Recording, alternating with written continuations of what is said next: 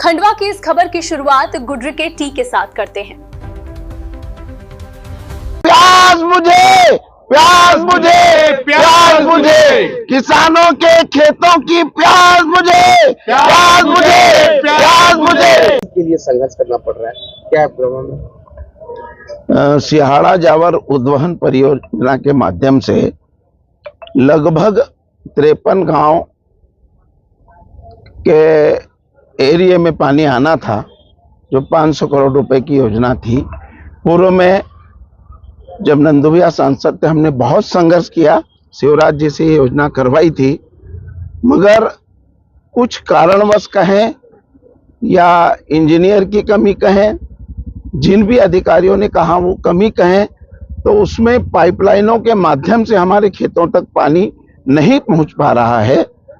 सिहाड़ा के उधर कुछ नालों में पानी आया है, जैसे बल्दी वगैरह है, सिहाड़ा के उधर का नाला है, इसके कारण उधर के खेतों के कुओं में पानी का लेवल बढ़ा है। मगर कोटवाड़ा, बड़गांव माली, सुंदरबेल, नहालदा, रूधी, यहाँ 1,000 फीट तक ट्यूबवेल करने के बाद भी पानी नहीं मिल रहा है। मैंने खुद ने 1,000 फीट ट्यूबवेल कराया, एक बूंद पानी नहीं निकला।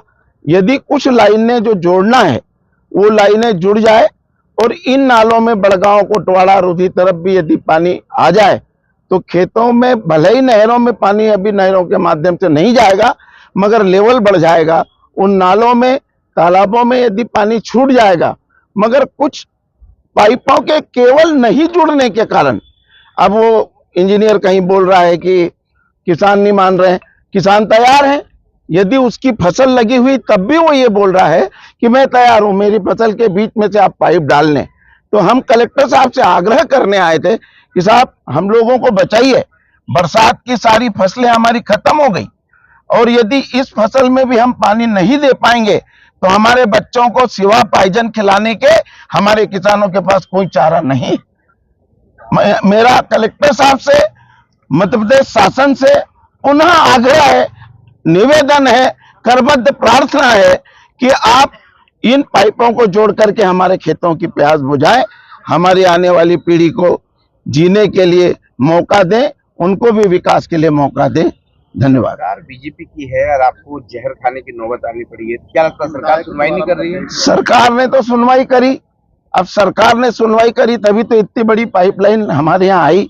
आज 500 करोड़ योजना जो है शिवराज जी ने हमको दी थी, सरकार नहीं सुनती तो इतनी बड़ी योजना नहीं आती।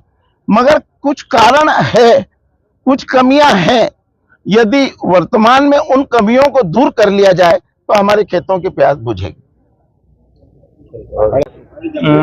आज हम यहाँ पर आए हैं, एक तो क्या है कि जो जावर सिहाड़ा उद्वहन सिंचाई में जो भ्रष्टाचार हुआ है, ये योजना क्या है, भ्रष्टाचार की भेंट चढ़ चुकी है। आज इसको पूरी स्वीकृति होकर सभी मतलब जो 50 गांव है उसमें पानी मिलना चाहिए था किसानों को, पर ये शोषण हो गया है, भ्रष्टाचार की भेंट चढ़ गया और जगह जगह लाइन फूट रही है। तो इसको लेकर एक ज्ञापन है। और हमारी जो अभी सोयाबीन की फसल बर्बाद हो चुकी थी, गेहूं है, गेहूं में केवल मात्र 15 रुपए सरकार ने बढ़ाए हैं।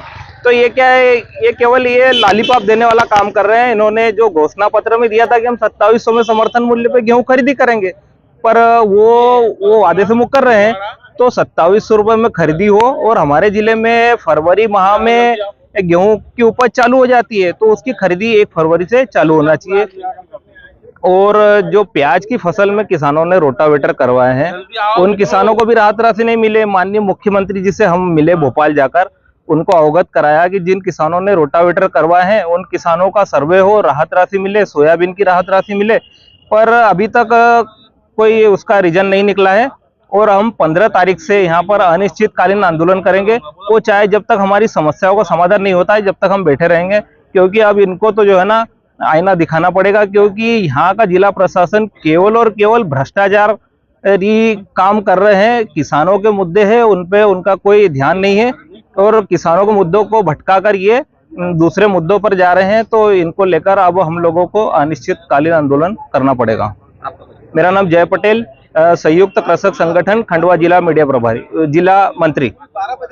सुबह की पहली चाय हो या शाम की बैठक, हर पल को खास बनाती है गुटरिक चाय। चाय माने गुडरिक।